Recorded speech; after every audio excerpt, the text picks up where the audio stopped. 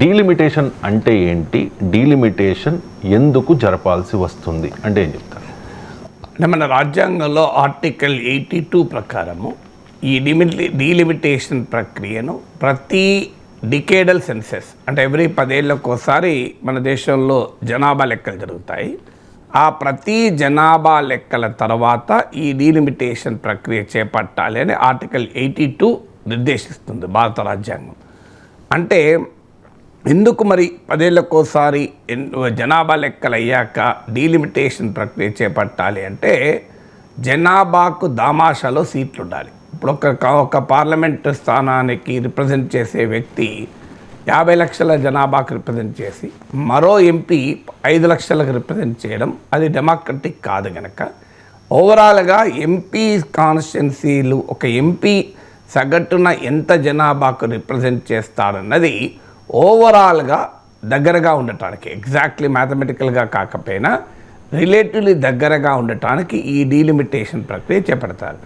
ఈ డీలిమిటేషన్ ప్రక్రియ ద్వారా ప్రతి రాష్ట్రంలోనూ సీట్ల సంఖ్యను జనాభాలో ఉండే ప్రపోర్షన్ను బట్టి మారుతూ ఉంటాయి. అంటే జనాభాలో దామాషా పద్ధతిలో రాష్ట్రాలకు సీట్లు మార్పు జరుగుతుంటుంది. అలాగే ఈ సీట్ల భౌగోళిక స్వరూపం కూడా మారుస్తూ ఉంటారు. అంటే ఏ ప్రాంతాలు ఒక పార్లమెంట్ స్థానానికి ఉంటుంది అని జనాభా ప్రకారం ఒక అసెంబ్లీ స్థానానికి ఉంటుందని అడ్జస్ట్మెంట్ చేస్తారు. అందువల్ల ఆర్టికల్ 82 నిర్దేశిస్తుంది కనుక ప్రతి 10 ఏళ్ళకోసారి జనాభా లెక్కలు జరపాలి. ఇప్పుడు మన దేశంలో ప్రతి 10 ఏళ్ళకోసారి జనాభా లెక్కలు మొదటిసారిగా నరేంద్ర మోడీ వచ్చాకనే జనాభా లెక్కలు ఆపేశారు. 2011లో జనాభా లెక్కలు జరిగితే ఇప్పటి వరకు జరగలే. ముందు కోవిడ్ అన్నారు, కోవిడ్ అయిపోయినాక కూడా జనాభా లెక్కలు జరపలేదు. కోవిడ్లో కూడా ప్రపంచంలో చాలా దేశాలు జనాభా లెక్కలు జరిపినా బీజేపీ ప్రభుత్వం వచ్చాక జనాభా లెక్కలు ఇప్పటి వరకు జరగలేదు. సో జనాభా లెక్కలు జరిగినప్పుడల్లా జనాభాలో హెచ్చు తగ్గులకు అనుగుణంగా పార్లమెంటు సీట్లను అసెంబ్లీ సీట్లను అడ్జస్ట్ చేసే ప్రక్రియ డీలిమిటేషన్ అంటారు. సో ఈ ప్రక్రియ రెగ్యులర్గా జరగాలి. ఇప్పుడు ఈ ప్రక్రియ ద్వారా ఒక ప్రతి ఎంపీ కూడా రీజనబుల్లీ ఈక్వల్ నెంబర్ ఆఫ్ ఓటర్స్కు రిప్రజెంట్ చేయాలి అన్నది దీని ఉద్దేశం. ఇక రాజ్యాంగంలో ఉన్నటువంటి ప్రక్రియకు రకరకాల అభ్యంతరాల వల్ల ఇప్పటి వరకు డీలిమిటేషన్ గత 50 ఏళ్ళుగా జరగలేదు. కానీ దాని అవసరం మాత్రం క్లియర్గా రాజ్యాంగం నిర్దేశిస్తోంది. అండ్ ఈ డీలిమిటేషన్ మీద ఉన్న ప్రధాన అభ్యంతరాలు ఏంటి సార్? అంటే ఈ డీలిమిటేషన్ పైన ప్రధాన అభ్యంతరం ఏంటంటే జనాభా ఆధారంగా సీట్ల సంఖ్య మారుతూ ఉంటుంది కనుక జనాభాను తగ్గించిన రాష్ట్రాలేమో సీట్లు తగ్గుతాయి, జనాభా తగ్గించని రాష్ట్రాలేమో లాభపడతాయి. సో అందువల్ల ఈ ప్రక్రియలో ఉండే ఛాలెంజ్ అది. జనాభా డెమోక్రటిక్గా కాన్స్టిట్యూషనల్గా మ్యాండేట్ ఏంటి అంటే ఒక ఎంపీ ఎక్కడైనా దేశంలో ఉన్న ఎంపీలు అందరూ కూడా రీజనబుల్లీ ఈక్వల్ నెంబర్ ఆఫ్ ఓటర్స్కి రిప్రజెంట్ చేయాలన్నది ఎంత ప్రజాస్వామిక అంశమో దాంట్లో ఉన్న ఇబ్బంది ఏంటి అంటే అన్ని రాష్ట్రాలు సమానంగా జనాభాను నియంత్రించలేదు. ఎప్పుడైతే జనాభా దామాషాలు అంటే ప్రపోర్షనేట్ టు ద పాపులేషన్ సీట్ల సంఖ్య నిర్ణయించబడుతుంది కనుక అలాగే గతంలో 50, 52, 63, 73, 1952, 63, 73లో అంతకుముందు జరిగిన జనాభా లెక్కల ఆధారంగా సీట్ల సంఖ్య మారుతూ వచ్చింది. ఉదాహరణకు తమిళనాడులో అంతకుముందు డీలిమిటేషన్లో ఒక సీట్ తగ్గింది కూడా. సో సీట్లు తగ్గడము పెరగడము అనే ప్రక్రియ జరుగుతుంది కనుక జనాభాను సమర్థవంతంగా నియంత్రించి దేశ ఆర్థికాభివృద్ధికి దోహదం చేసి జాతీయ లక్ష్యమైనటువంటి జనాభాను నియంత్రించిన రాష్ట్రాలు మేమెందుకు నష్టపోవాలి అంటున్నారు. కారణం ఏంటంటే పాపులేషన్ కంట్రోల్ యూనిఫామ్గా జరగలేదు. సో ఇప్పటికీ మన భారతదేశంలో జనాభా నియంత్రణ 1970sలో చేపట్టారు. 70sలో చేపట్టిన ఈ ప్రక్రియ 5 దశాబ్దాల అనంతరం కూడా ఈనాటికి కూడా సమాన స్థాయిలో జనాభా నియంత్రణ ప్రక్రియ జరగడం లేదు. ముఖ్యంగా సౌత్ ఇండియన్ స్టేట్స్ సమర్థవంతంగా జనాభా నియంత్రిస్తే హిందీ రాష్ట్రాలు ముఖ్యంగా బీమారు రాష్ట్రాలు అంటారు, BIMARU, బీహార్, మధ్యప్రదేశ్, రాజస్థాన్, ఉత్తరప్రదేశ్ ఈ రాష్ట్రాలు జనాభా నియంత్రణలో వెనుకబడ్డాయి. ఇప్పుడు ఈ డీలిమిటేషన్ ప్రక్రియ ద్వారా ఈ వెనుకబడినటువంటి బీమారు రాష్ట్రాలు లాభపడతాయి. సమర్థవంతంగా జనాభాను నియంత్రించి ఆర్థిక వృద్ధికి దోహదము చేసి ఇలా దేశ జీడిపికి కంట్రిబ్యూట్ చేస్తున్న సౌత్ ఇండియన్ స్టేట్స్ ఏమో నష్టపోతాయి. ఇప్పుడు ఉదాహరణకు మీకు టోటల్ ఫెర్టిలిటీ రేట్ అంటే జనాభా ఎంత మేరకు నియంత్రించబడింది అన్న దానికి ఒక కొలబద్ద ఏంటంటే సంపూర్ణ సంతాన సాఫల్య రేటు, టోటల్ ఫెర్టిలిటీ రేట్ అంటారు. ఈ టోటల్ ఫెర్టిలిటీ రేట్ అంటే సగటున ఒక కపుల్ ఎంతమంది పిల్లలకు జననమిస్తుంది అని. సో ఈ లెక్క ప్రకారం టిఎఫ్ఆర్ ఇప్పుడు మీకు ఆంధ్రప్రదేశ్ అలాగే కర్ణాటకలో TFR 1.7 lowest, Andhra Pradesh and Karnataka 1.7, replacement level 2.1. Replacement level అంటే మీకు జనన మరణాలు సమానంగా ఉండి జనాభా స్థిరీకరణగా ఉండేటువంటి లెవెల్ 2.1 అంటారు. అంటే సగటున 10-20 ఒక కపుల్ 2.1 బేబీస్ అంటే లెస్, అది ఎవరేజెస్ కనుక అట్లా వస్తుంది. సో జనాన్ని ఇచ్చేదాన్ని టిఎఫ్ఆర్ అంటారు. సో తమిళనాడు, కేరళ 1.8. ఇందుకు భిన్నంగా మీరు ఇప్పుడు Andhra Pradesh, Karnataka total fertility rate 1.7 అంటే తమిళనాడు, కేరళ టోటల్ ఫర్టిలిటీ 1.8. అదే మీకు బీహార్ టిఎఫ్ఆర్ 3 కంపేర్ చూడండి. అంటే ఆంధ్రప్రదేశ్లో ఒక ఫ్యామిలీ జననం ఇచ్చేటువంటి పిల్లలతో పోలిస్తే బీహార్లో సుమారు డబుల్ పిల్లలు కంటున్నారు. అంటే ఆటోమేటిక్గా మరి పిల్లల జనాభాను బట్టి సీట్ల కేటాయింపు ఉంటే అదే ప్రపోర్షనేట్లో లాభపడతాయి కూడా ఆ రాష్ట్రాలు. ఇప్పుడు ఈనాటికి కూడా ఉత్తరప్రదేశ్లో టోటల్ ఫర్టిలిటీ రేట్ 2.35. అంటే ఆంధ్రప్రదేశ్లో లేదు, కర్ణాటకలో, తమిళనాడులో, కేరళలో ఉండే దాంతో పోలిస్తే నియర్లీ 50% ఎక్కువ ఉత్తరప్రదేశ్లో, 100% ఎక్కువ నియర్లీ బీహార్లో టిఎఫ్ఆర్ 3, ఉత్తరప్రదేశ్లో టిఎఫ్ఆర్ 2.35, రాజస్థాన్లో టిఎఫ్ఆర్ 2, మీకు మధ్యప్రదేశ్లో టిఎఫ్ఆర్ 2. సో అందువల్ల ఈ రాష్ట్రాలు ఏవైతే జనాభాను సమర్థవంతంగా నియంత్రించాయో తాజా జనాభా లెక్కల ప్రకారం గనక మీరు లోక్సభ సీట్లను కేటాయిస్తే మా రాజకీయ ప్రాధాన్యత తగ్గుతుంది, పార్లమెంట్లో మా రిప్రజెంటేషన్ తగ్గుతుంది, అంటే షేర్ ఆఫ్ పొలిటికల్ పవర్ తగ్గుతుంది. ఇప్పటికే సౌత్ ఇండియాకు మీకు దేశ రాజకీయాల్లో హిందీ రాష్ట్రాలతో పోలిస్తే ఆ స్థానం లేదు.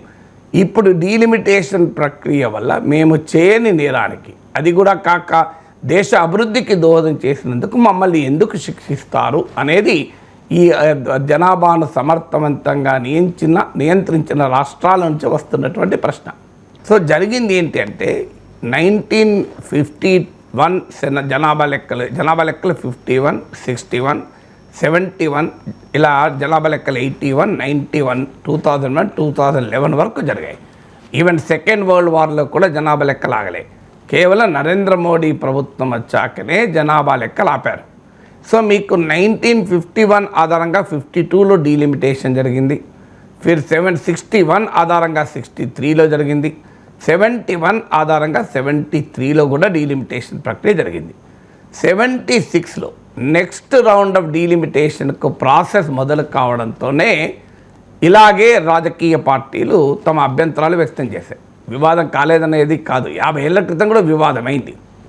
వివాదం అయినాక ఏమైందంటే 1976లో ఇందిరాగాంధీ ప్రభుత్వం ఎమర్జెన్సీలోనే 42nd కాన్స్టిట్యూషనల్ అమెండ్మెంట్ ద్వారా ఈ డీలిమిటేషన్ ప్రక్రియ పైన ఫ్రీజ్ విధించారు. అంటే లోక్సభ సీట్లను మార్చము, కొత్తగా డీలిమిటేషన్ ప్రక్రియను 25 ఏళ్ల పాటు చేపట్టము అని 1976లో 42nd కాన్స్టిట్యూషనల్ అమెండ్మెంట్ ద్వారా నిర్ణయం జరిగింది. సో అందువల్ల ఎప్పుడైతే ఇక 1976 తర్వాత డీలిమిటేషనే జరగలేదు, అందువల్ల ఇక వివాదం ఎక్కడికి వస్తుంది. సో 2001 వరకు ఈ డీలిమిటేషన్ పైన ఫ్రీజ్ ఉండే. 2001లో మళ్ళీ చర్చ వచ్చింది. మళ్ళీ చర్చ వచ్చినప్పుడు అప్పుడు వాజ్పేయి ప్రభుత్వం అధికారంలో ఉంది. అప్పుడున్న ప్రభుత్వం ఈ నిర్ణయం ఏంటంటే నిజమే కదా ఈ కన్సర్న్ అని చెప్పి, I think 91st constitutional amendment అనుకుంటాను, సబ్జెక్ట్ టు కరెక్షన్. సో మళ్ళీ రాజ్యాంగానికి ఆర్టికల్ 82 రాజ్యాంగం ప్రకారం డీలిమిటేషన్ చేపట్టాలి ప్రతి జనాభా లెక్కల తర్వాత కనుక మళ్ళీ రాజ్యాంగానికి సవరణ చేసి మరో 25 సంవత్సరాల పాటు వాయిదా వేశారు. సో అందువల్ల 2001 నుంచి మళ్ళీ 2026 తర్వాత జరిగే జనాభా లెక్కల ఆధారంగా డీలిమిటేషన్ ప్రక్రియ చేపట్టాలి.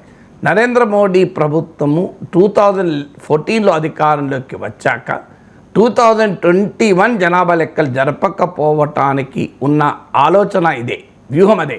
ఎందుకంటే లేకపోతే కోవిడ్ పేరు చెప్పి జనాభా లెక్కలు ఆపితే 21లో కోవిడ్ తగ్గిపోయింది కదా, 22, 23, 25 దాకా వచ్చాయి, ఇప్పటికీ జరపలేదు కదా. ఎందుకంటే ఈ డీలిమిటేషన్ ఫ్రీజ్ ప్రకారం 2026 తర్వాత జరిగే జనాభా లెక్కల ఆధారంగా చేపట్టాలి.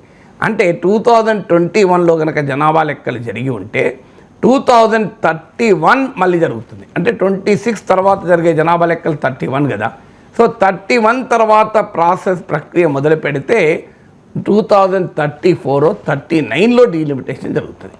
అప్పటిదాకా ఆగడం ఇష్టం లేక ఈ డీలిమిటేషన్ ప్రక్రియను ముందే చేపట్టడానికి బహుశా జనాభా లెక్కల్ని కూడా ఆపారు.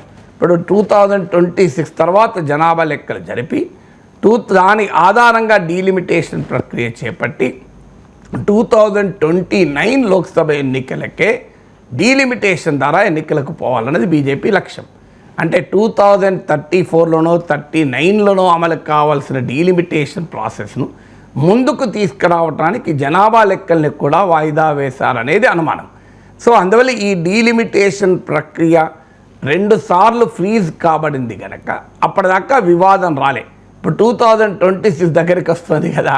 సో ఇప్పుడు దగ్గరికి వచ్చే వరకు రాజకీయ పార్టీలో కాక మొదలైంది. మాలాంటి వాళ్ళము 2 ఏళ్ళుగా 3 ఏళ్ళుగా 4 ఏళ్ళుగా మాట్లాడుతున్నాం, దీనిపైన గొంతెత్తాలంటున్నాం, న్యూస్ పేపర్స్లో ఆర్టికల్స్ వస్తున్నాయి, చాలా రీసెర్చ్ జరిగింది దీనిపైన. అన్ఫార్చునేట్లీ రాజకీయ పార్టీలు మాట్లాడలేదు. అందుకే నేను అనేది, మీరు డీలిమిటేషన్ ప్రొఫెసర్ కే నాగేశ్వరం కొడితే వస్తాయి, నేను ఎప్పుడు మాట్లాడానో తెలుస్తాయి, ఎన్నిసార్లు మాట్లాడాను దీనిపైన.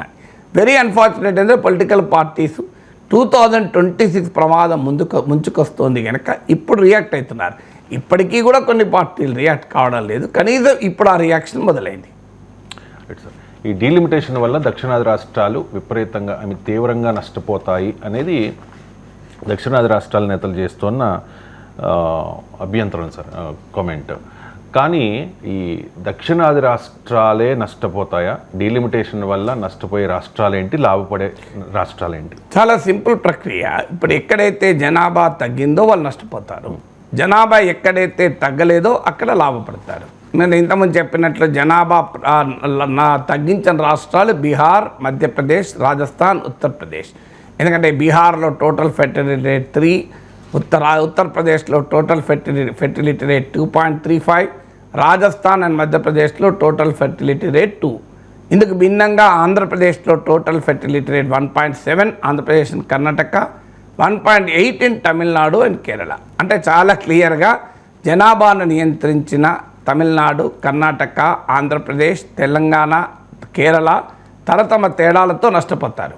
ఇవే కాకుండా పంజాబ్, హిమాచల్ ప్రదేశ్, జమ్మూ కాశ్మీర్, ఉత్తరాఖండ్, చండీగఢ్, వెస్ట్ బెంగాల్, ఒరిస్సా కూడా నష్టపోతాయి. కేవలం సౌత్ ఇండియన్ స్టేట్సే కాదు.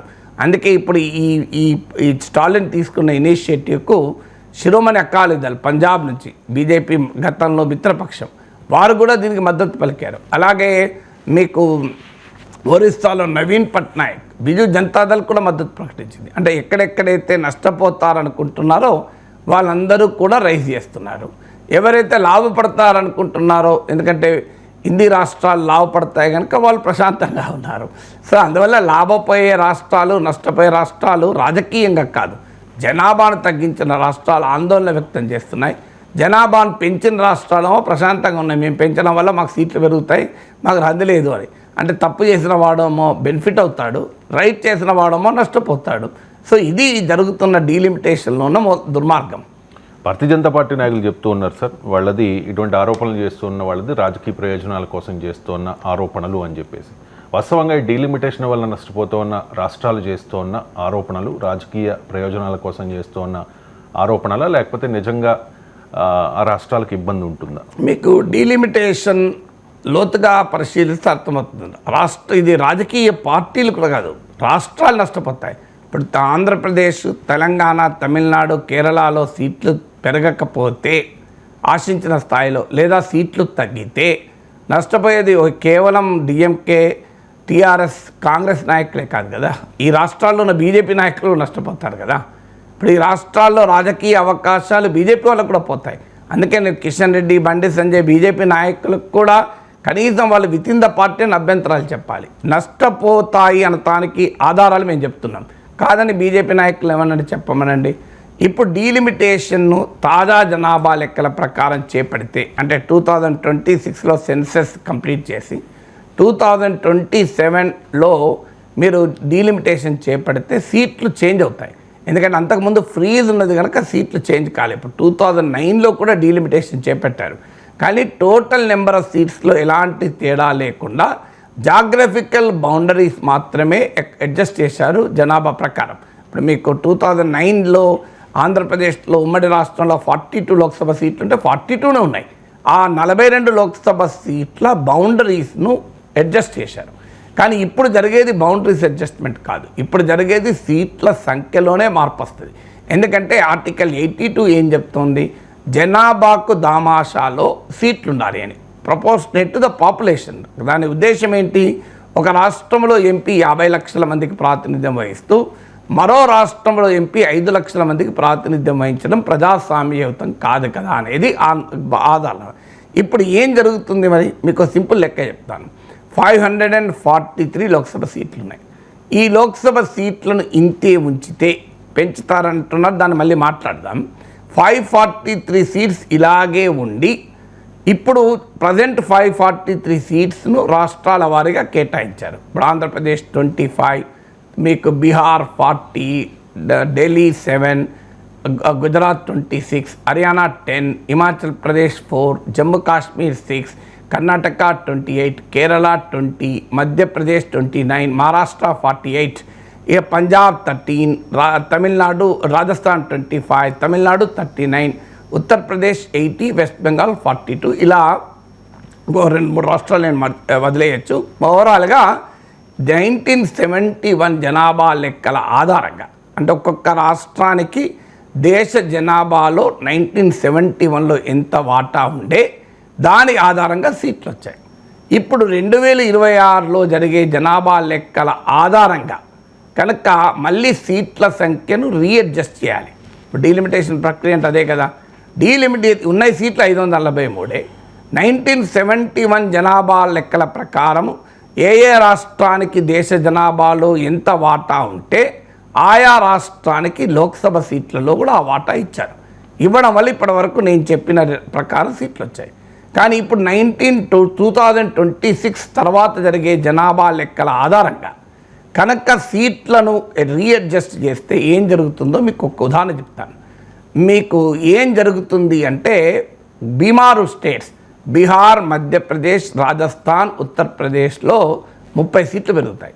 ఇప్పటికే వాళ్ళకి ఎక్కువ సీట్లు ఉన్నాయి. ఇప్పటికే 174 సీట్స్ ఉన్నాయి. బీహార్లో 40, మధ్యప్రదేశ్లో 29, రాజస్థాన్లో 25, ఉత్తరప్రదేశ్లో 80, 25, 105, 134, 40, 174 ఉన్నాయి. ఇంకో 30 పెరుగుతాయి. అంటే 543 సీట్లలో 543 సీట్స్లో 174 ఉన్నాయి, కాస్త 204 అవుతాయి. మీకు ఉత్తరప్రదేశ్కు 80 సీట్స్ ఉన్నాయి, అది 91 అవుతాయి. బీహార్కు 40 సీట్స్ ఉన్నాయి, 50 అవుతాయి. మీరు ఇవేమో 30 సీట్స్ పెరుగుతున్నాయి కదా, మీరు సౌత్ ఇండియన్ స్టేట్ తగ్గుతాయి.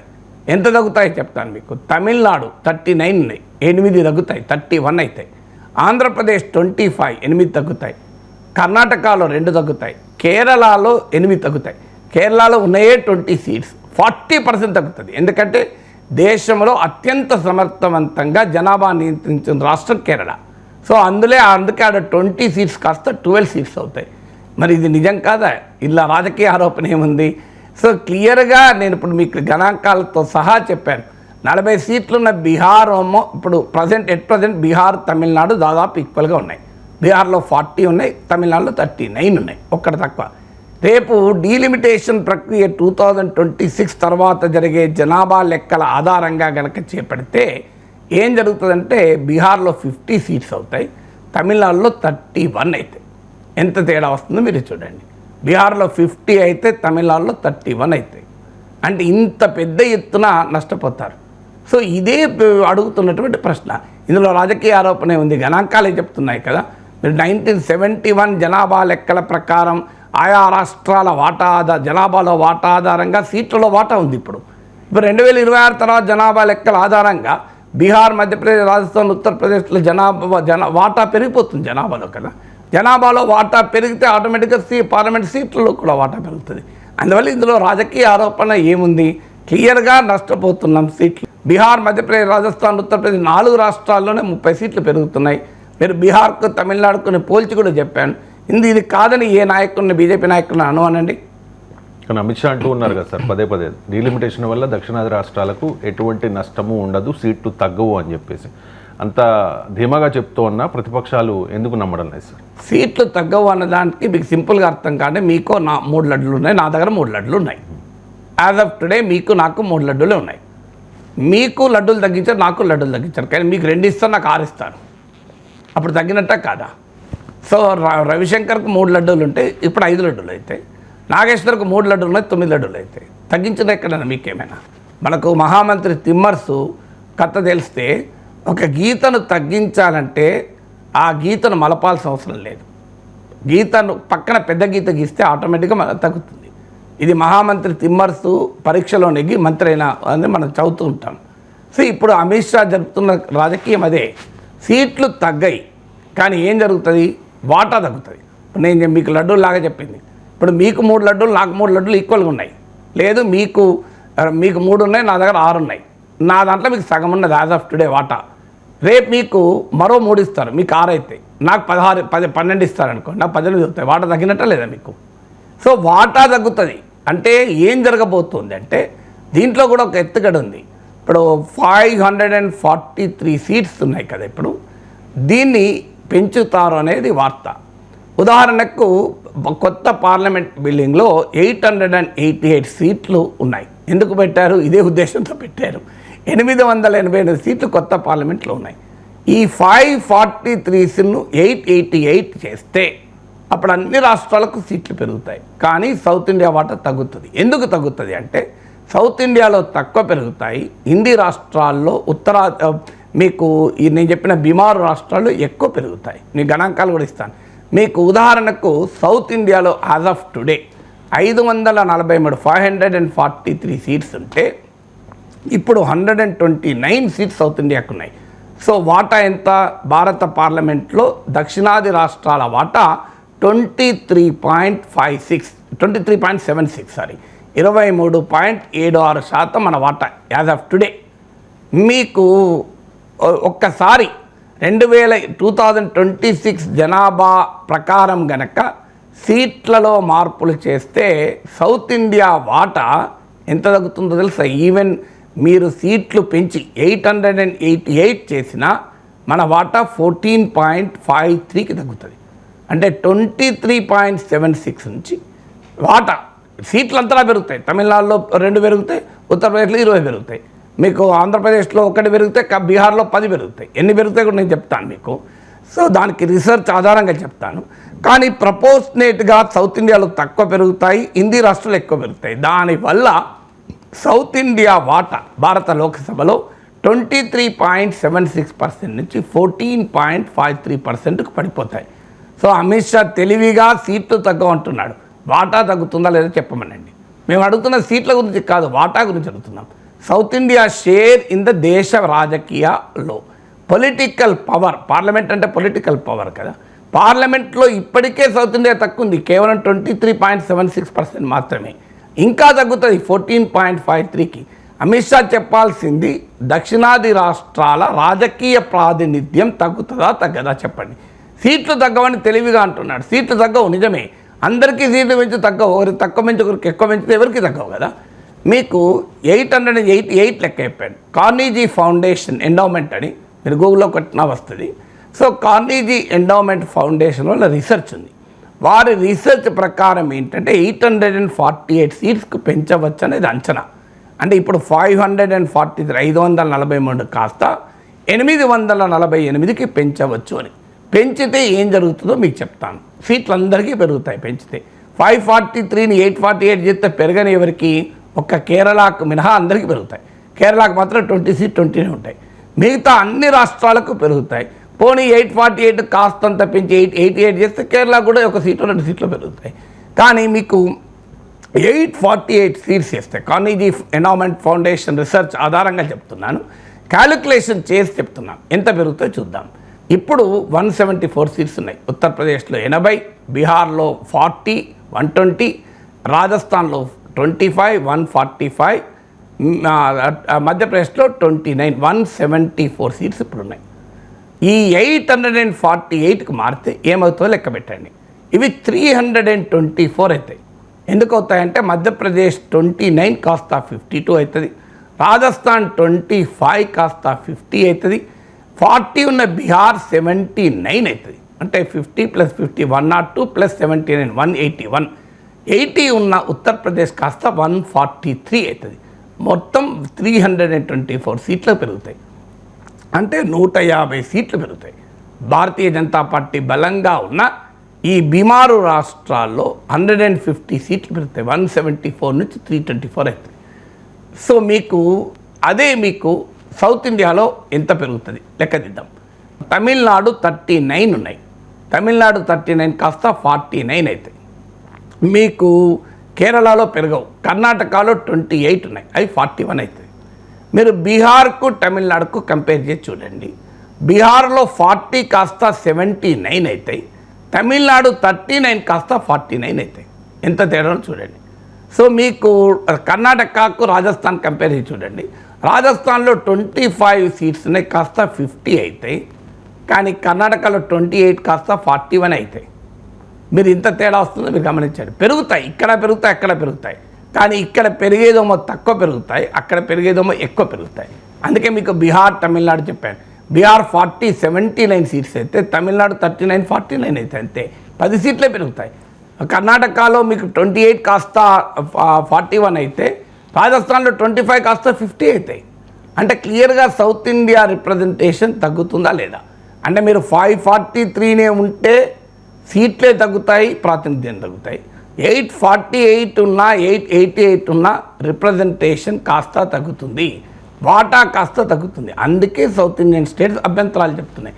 సౌత్ ఇండియానే కాదు, మీకు ఇప్పుడు ఉదాహరణకు పంజాబ్ ఉంది. పంజాబ్లో 13 సీట్స్ 18 మాత్రమే అవుతాయి.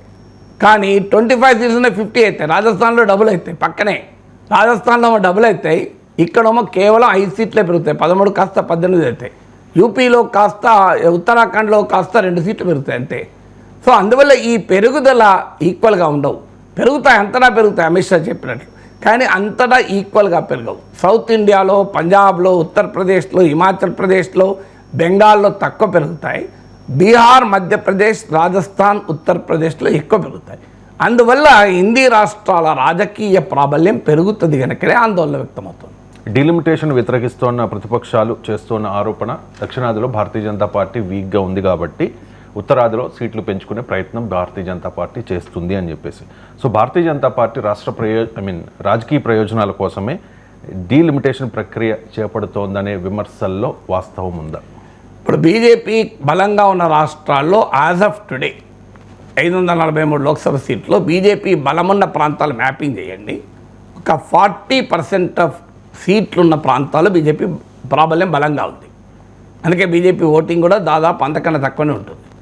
కానీ ఈ కొత్త డీలిమిటేషన్ 2026 తర్వాత జరిగే జనాభా లెక్కల ప్రకారం డీలిమిటేషన్ జరిగితే బీజేపీకి ప్రాబల్యం ఉన్న ప్రాంతాల వాటా లోక్సభలో 51% పెరుగుతుంది. ఇందులో రాజకీయ లక్ష్యం ఉందా లేదా మీరు లెక్కేయండి. మళ్ళీ ఒకసారి చెప్తున్నాను, 543 సీట్స్ ఉన్న లోక్సభను మీరు మ్యాపింగ్ చేస్తే బీజేపీ స్ట్రాంగ్ హోల్డ్స్లో బీజేపీకి బలమున్న, ప్రాబల్యం ఉన్న సీట్లు ఒక 40% ఉంటాయి. బీజేపీ గెలవగలిగే సీట్లు ప్రాబల్యం ఉన్న, ఎన్నిక గెలవచ్చు, ఎన్నిక ఓడిపోవచ్చు, నేను కాదంటలేను. అది కాస్త 51 పెరుగుతాయి, 51% అవుతాయి. ఎందుకంటే మీరు ఉత్తరప్రదేశ్, బీహార్, రాజస్థాన్, మధ్యప్రదేశ్ ఇది బీజేపీకి ప్రాబల్యం ఉన్న ప్రాంతాలు కదా. తమిళనాడు, కేరళ బీజేపీకి అవకాశమే లేదు కదా ఇక్కడ. సో క్లియర్గా బీజేపీకి అవకాశం ఉన్న సీట్ల వాటాలో ఓవరాల్ లోక్సభలో 40% నుంచి 51% పెరుగుతుంది.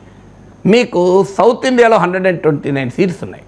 రేపు సీట్లు పెరిగినా ఒక 40 సీట్లు మించి పెరగవు అప్రాక్సిమేట్గా. అదే మీకు బీహార్ స్టేట్లో 150 సీట్లు పెరుగుతున్నాయి. బీహార్లో మీకు 40 కాస్త 79 అవుతే తమిళనాడులో 39 కాస్త 49 అవుతున్నాయి కదా. కేరళలో 20 ఉంటున్నాయి కదా. రాజస్థాన్లో ఉన్న 25-50 అవుతున్నాయి. కేరళలో ఉన్న 20 అవుతున్నాయి. కేరళలో బీజేపీకి ఒక్క సీటు కూడా రాదు. రాజస్థాన్లో 25లో 2014, 2019లో 25 గెలుచుకున్న స్టేట్ కదా. అంటే క్లియర్గా బీజేపీకి బలం ఉన్న రాష్ట్రాల్లోమో పెరుగుతున్నాయి. రాజస్థాన్ మీకు 848 సీట్లు అయితే రాజస్థాన్లో సీట్ల సంఖ్య 25 నుంచి 50 పెరుగుతాయి. కేరళ సీట్లు అట్లే ఉంటాయి, 20 సీట్లు ఉంటాయి. అంటే బీజేపీకి బలం లేని చోటనేమో సీటే పెరగదు, బీజేపీకి బలం ఉన్న చోట డబుల్ అవుతున్నాయి కదా. ఇది మరి బీజేపీకి రాజకీయంగా లాభం కోసమే చేస్తున్న ఆరోపణలు నిజముందా లేదా? ఈ డీలిమిటేషన్ వల్ల ఒక రాష్ట్రం నష్టపోతూ ఉంటే మరో రాష్ట్రం లాభపడుతోంది, ఒక రాష్ట్రం లాభపడుతూ ఉంటే మరో రాష్ట్రం నష్టపోతున్న పరిస్థితి.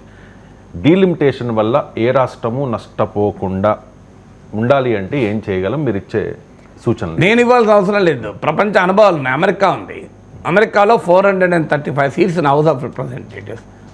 నాకు గుర్తున్నంత వరకు 1913 నుంచి ఇప్పటి వరకు సీట్ల సంఖ్య మారలే, సబ్జెక్ట్ టు కరెక్షన్. మరి జనాభా పెరగలేదా?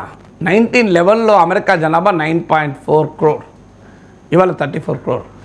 1911 జనాభా లెక్కల ప్రకారం అమెరికా జనాభా 9.4 కోట్లు అయితే తాజా అమెరికా తాజా జనాభా 34 crore, 34 కోట్లు. మరి సీట్లు 435 సీట్లు ఉన్నాయి కదా.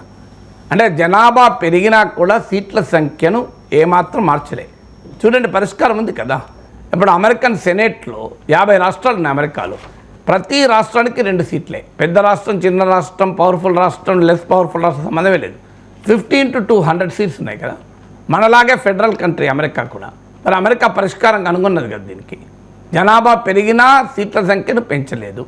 సో జనాభా ఎక్కువ రాష్ట్రానికి తక్కువ రాష్ట్రానికి అప్పర్ హౌస్లో సేమ్ రిప్రజెంటేషన్ ఇచ్చారు.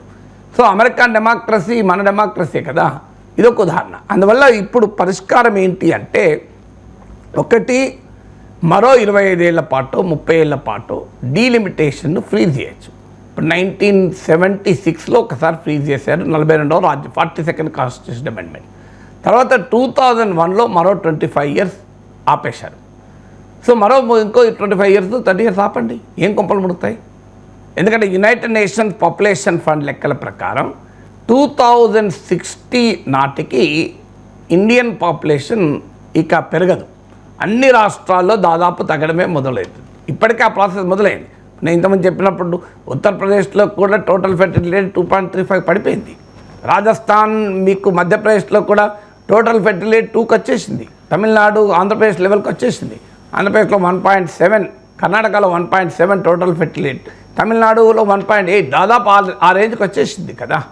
మీకు రాజస్థాన్, మధ్యప్రదేశ్ కూడా ఇవాళ జనాభాను దాదాపు ఈక్వల్గా నియంత్రిస్తున్నాయి. కానీ గతంలో వాళ్ళు నియంత్రించకపోవడం వల్ల ఇప్పటికీ కూడా వాళ్ళలో జనాభా ఎక్కువ ఉంది. ఇంకొక 30 ఏళ్ళలో ఇది కాస్త ఈవెన్ అవుట్ అయిపోయి పాపులేషన్ కంట్రోల్ అనేది అన్ని రాష్ట్రాల్లో ఒకే రకంగా జరుగుతుంది. అప్పుడు మీరు సీట్లను పాపులేషన్ ఆధారంగా చేస్తే ఏ ప్రాబ్లం ఉండదు. అందుకే 2055 వరకు లేదా 2060 వరకు దీనిపైన మీరు ఫ్రీజ్ పెట్టారనుకోండి, ఇదే 543 సీట్లే ఉంటాయి, అయిపోతుంది కదా. అయితే అప్పుడు ఒక ప్రశ్న ఏమొస్తుందంటే, ఇప్పటికే ఒక పార్లమెంట్ కాన్స్టిట్యూన్సీ సీట్స్ బాగా పెరిగిపోయింది, ఓటర్ల సంఖ్య పెరిగిపోయింది, ప్రాపర్ డెమోక్రటిక్ రిప్రజెంటేషన్ ఉండదు కదా అనేది ఒక ప్రశ్న. దానికి ఒక మార్గం ఉంది. దానికో మార్గం ఏంటంటే ప్రోరేటా బేసిస్. ఇవాళ తమిళనాడుకు 39 సీట్స్ ఉన్నాయి, 543 సీట్స్. సో తమిళనాడు వాటా ఎంతో చూసి అదే లెవెల్గా మీరు చేశారనుకోండి, ప్రాబ్లమే ఉండదు కదా. మీకు 39కు ఇవాళ ఎంత వాటా ఉందో అంతే వాటా క్రియేట్ చేయండి. ఆంధ్రప్రదేశ్ 25 ఉన్నాయి, టోటల్ సీట్లు 543లో 25 వాటా ఎంతో చూడండి. అదే రేపు 848లో కూడా అదే వాటా మెయింటైన్ చేయండి. ఇవాళ 543 సీట్స్లో సౌత్ ఇండియాకు 23.76% వాటా ఉంది, 129 సీట్స్. రేపు 848లో కూడా 23.76% వాటా ఇవ్వండి. అలా ఇవ్వకుండా మీరు 2026 జనాభా లెక్కలు తీసుకుంటే మరి సౌత్ ఇండియా వాటా 14.53 పడిపోతుంది. అందువల్ల ఇప్పుడు దేశ పార్లమెంట్లో ఒక రాష్ట్రానికి ఎంత వాటాలో సీట్లుంటే అదే వాటాను మెయింటైన్ చేయండి. ఆ ప్రోరేటా బేసిస్లో ఆ వాటా ప్రకారమే సీట్లు పెంచండి, సమస్య పరిష్కారం అయిపోతుంది కదా. జనాభా ప్రాతిపదిక చేసినప్పుడే సమస్య వస్తుంది. జనాభా ప్రాతిపదిక చేయలేదనుకోండి, ప్రాతిపదిక ఉండదు కదా. మేము ఇప్పుడు టోటల్గా 10 లడ్డూలు, మీ దగ్గర 2 ఉన్నాయి, నా దగ్గర 4 ఉన్నాయి, అంటే మీ దగ్గర 20% ఉన్నాయి, నా దగ్గర 40% ఉన్నాయి. ఈ లడ్డూలు 20 చేశారనుకోండి, మీకు 4 అయితే నాకు 8 అవుతాయి, మళ్ళీ సేమ్ కదా. సో 20 అయినా మళ్ళీ నా దగ్గర ఉన్న నా 10లో ఉన్నప్పుడు 4 ఉన్నాయి, 20 ఉన్నప్పుడు 8 అవుతాయి, సేమ్ కదా, ప్రాబ్లం ఏం లేదు కదా. సో సేమ్ 40% వాటా నాకుంటే 20% వాటా మీకు ఉంటుంది, పంచాయతీ లేదు కదా. అందువల్ల ఆ ప్రోరేటా బేసిస్ మీద మీరు చేయండి. అందువల్ల పరిష్కారాలు ఎందుకు లేదు, దీనికి పొలిటికల్ డైలాగ్ అవసరం. కానీ పొలిటికల్ డైలాగ్ లేకుండా మేము ఏకపక్షంగా వెళ్తాం. ఇప్పుడు అమిత్ షా సీట్లు తగ్గాయి అన్నాడు. సీట్లు తగ్గాయంటే కరెక్ట్ కాదు కదా. వాటా తగ్గదని చెప్పండి మీరు. వాటా తగ్గదంటే ఇక పంచాయతీ ఎందుకు